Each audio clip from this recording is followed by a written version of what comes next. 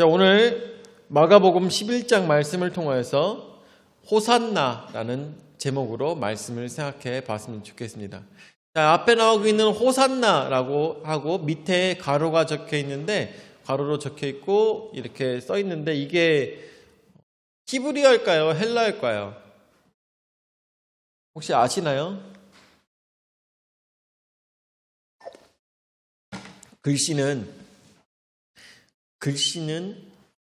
히브리어로, 헬라어로 적혀 있죠. 그렇지만 호산나는 아마 히브리어 말일 것입니다. 그런데 일단은 지금 이 신약 성경이 헬라어로 적혀 있기 때문에 이렇게 헬라어로 한번 보시라고 적어놨습니다. 네, 헬라어가 어렵지가 않아요. 어렵지가 않아. 저 같은 사람도 이런 헬라어를 좀 배울 수 있었는데, 앞에 보시면은 저게 W처럼 생긴 게 있죠? 이게 오메가라고 하는데, 저거는 오메가 하면은 무슨 발음이 날 것 같아요? W가 오메가 하면 무슨 발음이 날 것 같습니까? 우리는 보통 W 하면 위 발음이 날 것 같은데 W가 O 발음이 나요. O. 그래서 O인데 위에 점이 찍혀서 호가 됐어요. 그리고 다음에 있는 저게 요렇게 생겼잖아요. 동그라미인데 위에 이렇게 금이 줄이 거 있잖아요. 저게 시그마예요. 시그마라고 해서 S와 똑같은 발음이 납니다. 그래서 S, 호산, 저거는 니은이에요. 니은. V처럼 생겼는데 저건 니라고 하는데, V처럼 생겼지만 니라고 해서 니은 발음입니다. 그래서 호산나. 알고 보면 쉬워요. 모르고 보면은 막 이게 뭔가 하는데 되게 쉽습니다. 그래서 호산나라는, 우리 교회 성도님들은 어디 가서도 호산나 정도는 읽을 줄 알아야 호산나 정도는 읽을 줄 알아야 되지 않나, 이런 생각이 드는데 어렵지 않습니다. 전혀 어렵지 않아요. 영어보다 쉬워요. 왜냐하면 영어는 써 있으면 그 발음대로 안 나거든요. 근데 헬라어는 써 있는 그대로 읽으면 그냥 그게 그 말이에요. 그러니까 어렵지 않습니다. 자, 오늘 호산나라는 제목으로 말씀을 생각해 봤으면 좋겠는데, 마가복음 10장 말씀을 통하여서 천국에서 큰 자가 누구인가, 또한 천국에서 예수 그리스도와 함께할 때 왼쪽과 오른쪽에 설 자가 누구인가에 대해서 여러분들에게 말씀을 전달해 드렸습니다. 뿐만 아니라 저번 주에서는 무슨 얘기를 했었냐면, 예수님을 만남으로 인하여서 다윗의 자손 예수여 나를 불쌍히 여기소서라고 외치는 자의 소리를 통하여서 예수님께서 그를 돌아보시고 예수님께서 잠잠하라고 말씀하시며 그에게 네가 원하는 것이 무엇이냐라고 물었을 때 그 사람이 거지였음에도 불구하고 원하는 돈이나 물질을 원하는 것이 아니라 내가 보기를 원하나이다라고 함으로 인하여서 그의 작은 소원을 통하여서 그가 얻은 것은 보는 것뿐만 아니라 그가 보고 예수 그리스도를 처음 만남으로 인하여서 예수님을 따라감으로 보는 것보다 더 중요한 영생을 그가 얻게 되었다는 말씀을 여러분들에게 전달하여 드렸습니다.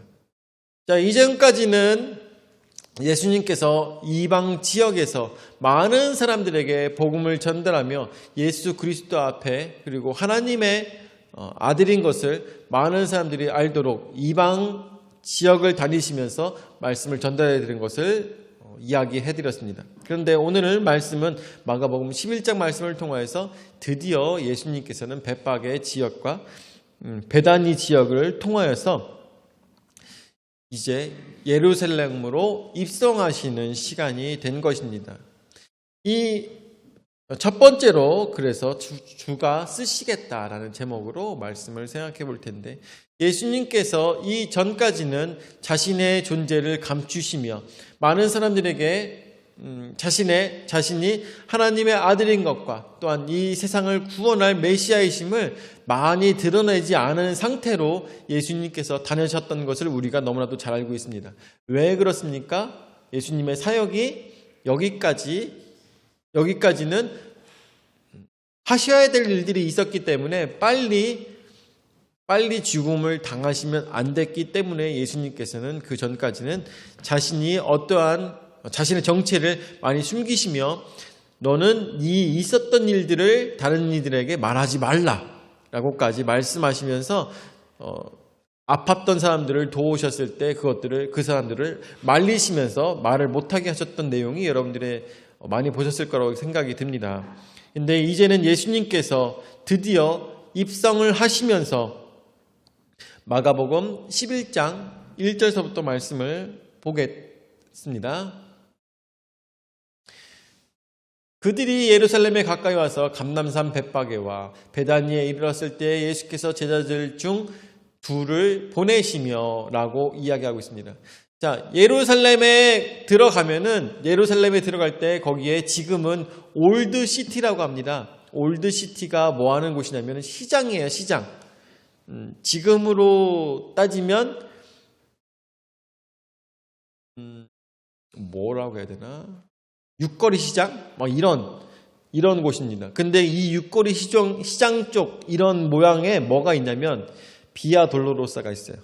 비아 돌로로사. 예수님께서 고통당하시면서 십자가를 끌고 가셨던 그 길목이 있는데 그 길목을 우리나라 같으면 어떻게 하겠습니까? 관광 상품이다 하면서 막 휘황찬란하게 만들어놨을 텐데 거기는 아직도 그냥 예수님이 성자 중에 한 명이었다 아니면은 뭐 선지자 중에 한 명이었다 이 정도로 생각하기 때문에 관광 상품으로 사용을 하고 있긴 한데 그 지역을 엄청 막 발전시켜 놓고 뭐 이런 건 아니에요. 그래서 지금도 그냥 이제 시장길입니다. 그래서 시장길로 다니는 그쪽이 올드시티라고 해가지고 구시가예요. 구시가. 그래서 그쪽에 가게 됐을 때 가장 먼저 예루살렘에 들어갔을 때 가장 먼저 들어가기 전에 보게 되는 것은 바로 감람산입니다. 감람산. 바로 옆에 있는 뭐라고 해야 돼? 이건 산이 아니에요. 동산이에요, 동산. 우리 한국으로 따졌을 때는 절대 이걸 산이라고 부르면 안 돼요. 그냥 동산이야. 우리 저기 생각했을 때 모충초등학교 올라가는 그 길 정도? 네, 모충초등학교 올라가는 그 길 정도밖에 되지 않는 곳이 바로 이 감람산입니다. 그리고 감람산에 되게 보면은 이제 여러 가지 이제 저기들이 있어요. 무덤들이 많이 있어요. 하여튼 그런 감람산이 그리고 감람산에 도착하신 다음에 예수님께서 거기서 감람산에서 내려오셔가지고 이제 예루살렘으로 들어가는 입성하시는 모양을 우리가 머릿속에서 한번 그려봤으면 좋겠습니다. 그래서 그렇게 이제 들어가십니다. 자, 2절 말씀에 이르시되 너희는 맞은편 마을로 가라. 그리로 들어가면 곧 아직 아무도 타보지 않은 나귀 새끼가 매어 있는 것을 보리니 풀어 끌고 오라 라고 말씀하십니다. 예수님께서 말씀하시는데 제자 2명에게 시키셨습니다. 너희는 가서 맞은편 마을로 가보면 그곳에 아직 쓰지 않은 한 번도 타지 않은 나귀 새끼가 거기 매어 있을 텐데 그 나귀를 데리고 와라 라고 말씀하고 계시는 것입니다. 지금으로 따지면 어떤 생각이 들까요? 지금으로 생각했을 때 내가 카카오톡으로 예약해놨으니까 니네들은 가서 거기서 받아오기만 하면 돼. 얘기를 하겠죠. 그런데 여러분들 생각해 보십시오. 그때에는 이것을 예약할 방법도 없고 시간도 없거니와 그리고 이제서야 막 베들레헴에 도착하신 모양입니다. 그렇기 때문에 예약이 된 거 아니에요. 알고 있는 것도 아니에요. 그리고 뿐만 아니라 거기에 한 번도 타지 아니한 나귀가 있다라는 정보도 없습니다. 요즘에서야 뭐 핸드폰으로 보면 그런 것들이 다 정보가 있겠지만 그 당시에는 그런 것이 아무것도 없다라는 것을 우리는 생각해 봐야 될 것이에요. 근데 예수님께서는 그곳에서 가면은 거기 있다라고 말씀해 주고 계십니다. 3절 말씀에 만일 누가 너희에게 왜 이렇게 하느냐 묻거든 주가 쓰시겠다 하라. 그리하면 즉시 이리로 보내리라 하시니 라고 이야기하고 있습니다. 주가 쓰시겠다 하면 그냥 통과될 것이다 라고 이야기하고 있습니다. 이거 한번 우리가 생각해 봤으면 좋겠어요. 주가 쓰시겠다 하면 그냥 통과가 된다고? 주가 쓰시겠다 하면 그냥 이거를 빌려준다고? 라고 이야기하고 있는 거죠. 자, 그래서 두 번째로 신기하게도 이 일이 벌어지고 말았어요. 허락받았습니다. 허락하는지라. 4절부터 말씀을 보면 4절부터 제자들이 가서 본즉 나귀 새끼가 문 앞 거리에 매여 있는지라 그것을 푸니 5절에 거기 서 있는 사람 중 어떤 이들이 이르되 나귀 새끼를 풀어 무엇하려느냐 하매 라고 이야기하고 있어요. 정말 이게 신기한 것 같아요. 저는 정말 신기한 게 뭐냐면은 나귀 새끼를 누군가 와서 내가 내 나귀 새끼예요. 내 나귀 새끼를 거기다 놓고선 묶어놨어요. 근데 다른 사람이 왔고 내가 묶어놓은 걸 풀고 있어. 그럼 무슨 생각해요? 우리는 도둑놈이죠. 그냥 간단하게 말하면 도둑놈이에요.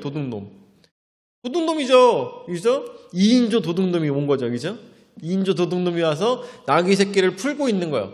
근데 거기서 있는 사람 중 어떤 이들이 이르되 나귀 새끼를 풀어 무엇하려느냐고, 그거 뭐 하려고 그거 푸는 거예요? 라고 물어보고 있는 거죠. 그때 6절 말씀에 제자들이 예수께서 이르신 대로 말한데 뭐라고 얘기했을까요? 주인이 쓰시겠다라고 대답하라는 것입니다. 이에 허락하는지라 라고 이야기하였습니다. 자, 한번 생각해 보십시오. 이런 식으로 한번 생각해 보세요. 자, 렌트카 사장이, 내가 렌트카 사장이야.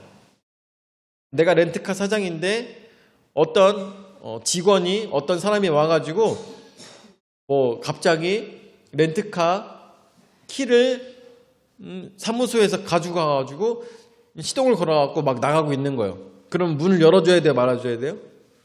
막아야 되겠죠. 막고선 물어봅니다. 당신 누군데 이걸 이렇게 갖고 갑니까? 라고 해요. 근데 그 사람이 이렇게 얘기합니다. 우리 이재용 회장님께서 이거 갖고 오라고 하십니다. 그럼 여러분들 가져가십시오 하고 문 열까요? 아니면 인적사항 적으세요 얘기할까요? 어떻게 할까요? 우리 회장님이 아니면은 우리 대통령이 필요하다고 하면서 문을 대뜸 열어줄까요? 아니면 인적사항을 적으라고 할까요? 지금으로 따지면 반드시 적어야 되죠. 우리나라는. 그렇죠? 우리나라도 적어야 되고 뿐만 아니라 그 나라도 나귀 새끼는 사유재산으로서 정말 중요한 재산입니다. 정말 중요한 재산이에요. 그런데 이 사람은 어떻게 해요? 인적사항을 적으라는 얘기도 없고 그런 것도 전혀 없이 주인이 쓰시겠다는 말에 그냥 허락해서 보냈다고 성경 말씀에는 적혀 있습니다. 저는 이 말씀을 남들은 어느 누구도 이거에 대해서 깊이 생각하지 않았는데 저는 한참 생각했어요. 이게 어떻게 해서 가능할까? 왜 누가 갖고 가는지도 모르고 누군지도 모르는 사람한테 이것을 나귀 새끼를 빌려주었을까를 고민해 봤어요. 이거에 대해서 주석에서도 그런 얘기가 나오더라고요. 예약한 물건이 아니었다라고 써 있더라고요. 예약한 물건이 아니었다. 누가 제자들을 보내서 이미 예약해 놓고 이걸 쓰겠다라고 그리고 수소문해서 잡아놓은 것도 아니었다라고 이야기하고 있어요. 그렇다면 누가 예약을 했을까? 저는 그 생각이 들더라고요. 하나님께서 하셨겠구나라는 생각이 들더라고요. 하나님께서 간밤에 이 사람에게 사람을 보낼 터이니 그 사람이 이렇게 얘기할 것이다. 그러면은 네가 너의 나귀를 그에게 주라. 라고 천사를 통하여서 말씀하셨던 것은 아닐까라는 생각이 듭니다. 왜냐하면 성경은 어때요? 읽는 사람들로 하여금 친절하지 않기 때문에 소설이 아니기 때문에 여기에서 일어나는 사건들은 우리가 뒷얘기는 우리가 상상하는 수밖에 없어요. 아마 하나님께서 예약하신 것은 아닐까라는 생각이 듭니다. 자, 그렇다면 하나님께서 왜 이런 예약을 하셨다고 가정하면서 우리가 생각해 봤으면 좋겠는데 하나님께서는 왜 이런 것을 예약을 하셨을까요? 하나님께서는 왜 이 나귀 새끼를 예약을 하셨을까? 그 말씀은 우리가 스가랴서 9장 9절의 말씀을 통해서 생각해 볼 수밖에 없습니다. 스가랴서 9장 9절 말씀을 보면 시온에 따라 크게 기뻐할지어다. 예루살렘에 따라 즐거이 부를지어다. 보라, 내 왕이 내게 임하시나니 그는 공의로우시며 구원을 베푸시며 겸손하여서 나귀를 타시나니 나귀의 작은 것 곧 나귀 새끼니라. 아멘. 그렇습니다. 스가랴서의 말씀을 실현시키기 위해서 예수님께서는 이 나귀를 굳이 타시고 들어가신 것입니다. 그 감람산에서 예루살렘으로 들어가는 이 올드시티까지 들어가는 그 길을 약 3km 정도라고 보고 있습니다. 근데 보통 평소에는 3km 정도는 언제나 걸어 다니셨어요. 근데 굳이 여기서 입성을 하실 때 나귀를 타신 것은 바로 이 퍼포먼스를 위해서 남들에게 보여주기 위해서 나귀를 타신 것입니다. 자, 근데 이 나귀를 타신 것이 퍼포먼스라고 얘기를 하고 있지만 이것은 무엇을 보여주기 위한 것일까요? 왜? 내가 바로 스가랴 9장 9절 말씀에 나오고 있는 그다라고 보여주고 계신 것입니다. 그거를 우리가 깨달아 알아야 되는 것이에요. 예수님께서는 그 전까지 어떻게 하셨습니까? 자기 자신을 철저하게 숨기기 위해서 노력하셨던 분이에요. 노력하셨어요. 내가 하나님의 아들이다. 그러니까 내가 하는 말을 너희가 잘 들으면 모든 사람들이 구원을 받을 것이다 라고 떠들고 다닐 수도 있었을 것입니다. 사람들 다 보는 앞에서 물에 서 계실 수도 있었습니다. 사람들 다 보는 앞에서도 물로 포도주가 변하게 하실 수도 있었을 것입니다. 그런데 예수님께서는 어떻게 하셨어요? 공개적으로 하지 아니하시고 아는 사람들만 볼 수 있게 언제나 하셨어요.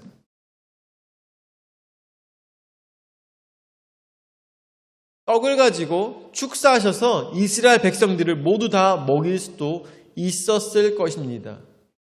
모든 기적들이 가능한데도 불구하고 예수님께서는 그렇게 하지 아니하셨어요. 왜? 자신을 감추셨기 때문인 것이죠. 궁극적으로는 왜 그랬을까요? 십자가에 달려 돌아가시기 위해서 그러신 것이죠. 십자가에 달려 돌아가시기 위해서 궁극적으로는. 그런데 여기서 이제 나귀를 타셨다는 것은 무엇을 의미하는 것일까요? 내가 바로 그다라고 그 사람이다라고 이스라엘 백성들에게 선포하시는 것과 마찬가지라는 것입니다. 그리고 뭐예요? 이제 나 죽이러 와도 된다고 얘기하시는 것과 마찬가지인 것이죠. 나를 죽이러 와라. 헤롯 왕이야. 헤롯 왕이여. 그리고 로마 병정들아. 내가 바로 그 예견된 자이니까 나 죽이러 와라. 라고 말씀하시는 것과 마찬가지라는 것을 우리는 생각해 봐야 될 것입니다. 예수님께서 예루살렘으로 입성하시는 그 모양은 마치 많은 백성들에게 있어서는 개선문을 지나가는 장군과 같은 그러한 모습으로 멋있게 비춰질지 모르겠지만 예수님의 마음속에서는 어떠한 마음? 죽으러 가는 마음이 있다라는 것이죠. 자, 나귀를 타신 것은 무엇을 보여주시기 위해서? 스가랴 9장 9절의 말씀을 통해서 내가 바로 예견된 그 사람이라는 것을 많은 사람들에게 보여주기 위한 것이라고 말씀을 드렸으며 이것은 마치 우리가 당근마켓 같은 거 이런 거 할 때 제가 지금 검은 바지를 입고 있습니다. 제가 빨간 모자를 쓰고 있습니다. 그 사람이 그 사람이에요. 라고 하듯이 내가 바로 그 사람이다라고 표시하고 있는 것이 바로 예수님께서 나귀를 타신 것이다 라는 것을 우리는 꼭 기억해야 될 것입니다. 그러므로 인해서 세 번째 찬송하리로다 바로 호산나를 쓰고 있는 것이죠. 호산나의 뜻은 무엇인지 아십니까? 호산나의 뜻은 여러분들 이 성경 이야기에도 써놨듯이 영어로 이야기하면 save us입니다. 우리를 구원하소서. 호산나는 호시아나라는 말에 이 한글로 바꿔놓은 말인데 호시아나를 한글로 바꾼 말인데 save us, 우리를 구원하소서라는 뜻입니다. 그래서 이스라엘 백성들은 외칩니다. 찬송하리로다. 호산나. 다윗의 자손이 우리를 구원하시기 위해서 드디어 예루살렘에 입성하셨다. 라고 하며 많은 사람들이 소리를 지릅니다. 자, 8절서부터 말씀 보죠. 많은 사람들은 자기들의 겉옷을, 또 다른 이들은 들에서 벤 나뭇가지를 길게 펴며, 이 나뭇가지가 뭐예요? 종려나무 잎사귀를 그쪽에 피고 있는 거죠. 왜 종려나무 잎사귀일까요? 왜냐하면 가장 흔한 나무여서 그래요. 거기 가면은 종려나무밖에 없어요. 다른 나무를 본 적이 없는 것 같아. 종려나무밖에 없습니다. 그렇죠. 종려나무밖에 없고 종려나무 잎사귀가 가장 많아요. 그러다 보니까 그냥 옆에 있는 거 막 동네에 남아도는 잎사귀 하면 다 종려나무예요. 바닥에 막 다 깔고 옷을 깔며 왕의 입성을 축하하며 기뻐하며, 야, 저분이 누구신데? 야, 저분이 바로 이방 땅에서 그렇게 많은 특이한 기적들을 일으키신 예수님이라는 사람이야. 어우, 그럼 저분이 바로 메시아구나 하면서 많은 백성들이 자신의 옷을 벗어서 경배하며, 또한 이 나뭇가지를 내려놓고 경배하며 그렇게 내려놓고 있는 것입니다. 9절 말씀에 그리고 백성들은 외칩니다. 앞에서 가고 뒤에서 따르는 자들이 소리 지르되 호산나 찬송하리로다. 주의 이름으로 오시는 이여 찬송하리로다. 오늘 우리 조상 다윗의 나라여 가장 높은 곳에서 호산나 하더라 라고 하였습니다. 바로 여기서는 백성들의 욕심이 드러나는 말과 마찬가지인데, 우리 조상 다윗의 나라여 라고 이야기하고 있습니다. 찬송하리로다. 오는 우리 조상 다윗의 나라여. 다윗의 나라가 어떠한 의미일까요? 여러분들, 저 며칠 전에 문자를 받았는데, 무슨 문자를 받았냐면, 이걸 한번 생각해 보세요. 이렇게 생각하면 어떨까요? 하나님의 사람 모세의 나라 이스라엘. 이런 말을 들으면 여러분 어떻게 생각하시나요? 하나님의 사람 모세의 나라 이스라엘. 어떤 생각이 드시나요? 전혀 흠잡을 것이 없는 너무나도 완벽한 문장인가요? 어떻게 생각하시나요? 네? 자, 잘 들어보세요. 하나님의 사람 모세의 나라 이스라엘. 여러분은 어떤 느낌이 드시나요?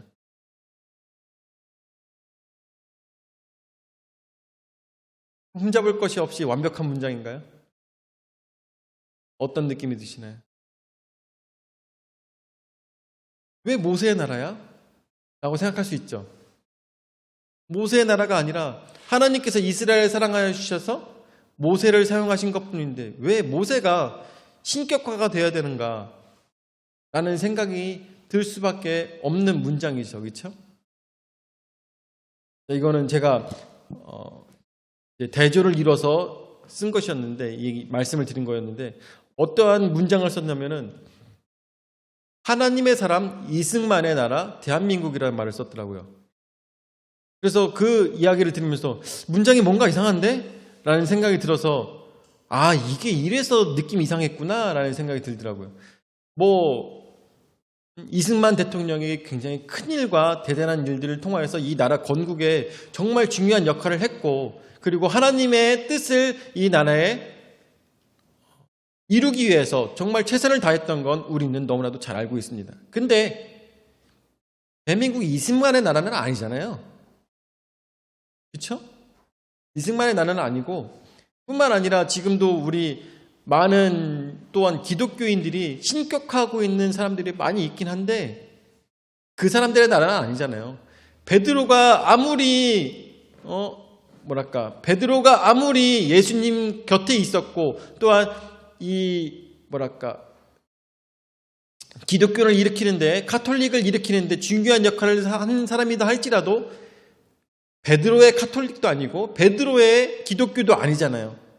진짜 영광 받으셔야 될 분은 누굽니까? 하나님이신 거죠. 하나님. 이스라엘 백성들은 여기서 커다란 오류를 범하고 있는 것이죠. 뭐예요? 조상 다윗의 나라여 가장 높은 곳에서 호산나더라 라고 하고 있습니다. 하나님께서는 다윗을 사용하신 것이지 다윗의 나라를 만드신 것이 아니라는 것이죠. 진정 이스라엘 백성들이 원했던 것은 무엇입니까? 다윗의 영광이 이 나라에 다시 펼쳐지기를 원했던 것이죠. 다윗의 영광이 다시 이 나라에 펼쳐지기를 원했다는 것은 뭐예요? 온전히 육적인 생각으로서만 나라가 부강해지기를, 다시 예전처럼 강성한 나라가 되기를 원했던 것, 이것이 바로 저들의 너무나도 좁은 시야가 아니었을까라는 생각이 듭니다. 진짜 원해야 되고 진짜 성경 말씀을 통해서 우리가 바라봐야 되는 것은 하나님께서 다스리시는 나라가 되기 위해서 노력하는 것이 중요한 것이지, 어떤 인물을 통해서 그 인물이 신격화돼 가지고 그 당시의 영광이 우리와 또 함께하기를 바라는 것은 정말 잘못된 가치관이다라는 생각이 많이 들었습니다. 그래서 이스라엘 백성들이 여기서 외치고 있는 조상 다윗의 나라여 가장 높은 곳에서 호산나들 할 때 이미 이스라엘 백성들은 잘못된 곳에 시선이 있었다라는 생각이 들었습니다. 그렇지만 예수님께서는 그러는 외침 속에서 무엇을 계획하고 계셨다고요? 무엇을 계획하고 계셨더라고요? 이스라엘의 구원이 아니라 온 인류의 구원을 예수님께서는 계획하고 계셨다. 우리는 그것을 생각하시며 예수님의 이 모든 환호와 그 외침과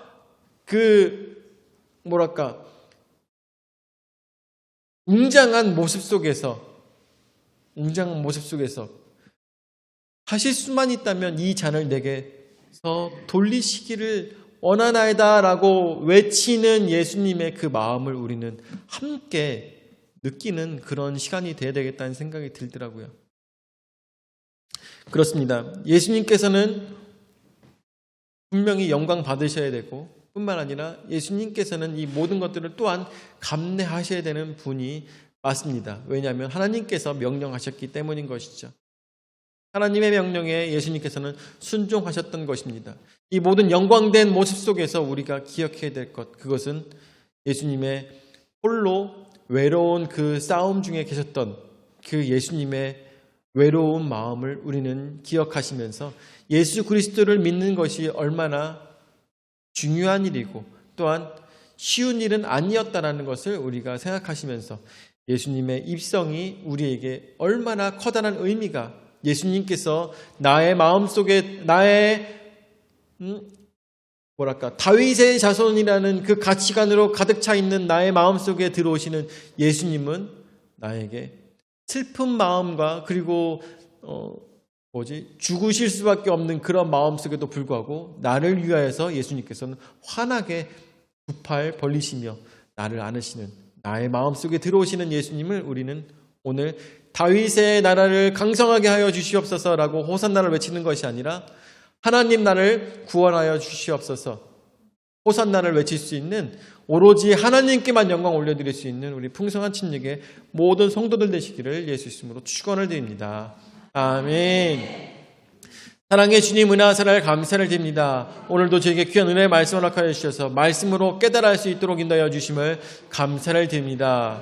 주여, 이 모든 일들은 진정 하나님의 계획 속에 있었고 또한 하나님께서 예약한 일이었으며, 또한 이 모든 것들은 한 나라를 구원하기 위한 것이 아니라 온 인류를 구원하기 위한 하나님의 계획과 열정이었던 것을 우리는 말씀 통하여서 생각하게 됩니다. 주여, 하나님의 그 사랑하심과 하나님의 높으심을 기억하며 우리가 어떠한 상황 속에서도 오로지 예수 그리스도와 하나님만 바라볼 수 있는 우리의 신앙이 될 수 있도록 인도하여 주시옵소서. 이제는 자기 몸 버려 죽기까지 우리 죄를 담당하신 구주 예수 그리스도의 은혜와 자기 위한 일을 주기까지 우리를 사랑하신 아버지 하나님의 무한하신 사랑과 성령 하나님의 감화, 감동, 역사, 교제, 위로 내주하시는 은혜가 예수 그리스도의 입성을 감사하며 오늘도 주 예수 그리스도를 십자가에 매다는 것이 아닌 내 마음속에 받아들이고자 하는 모든 성도들 머리 위에 영원히 함께 하실지어다. 아멘.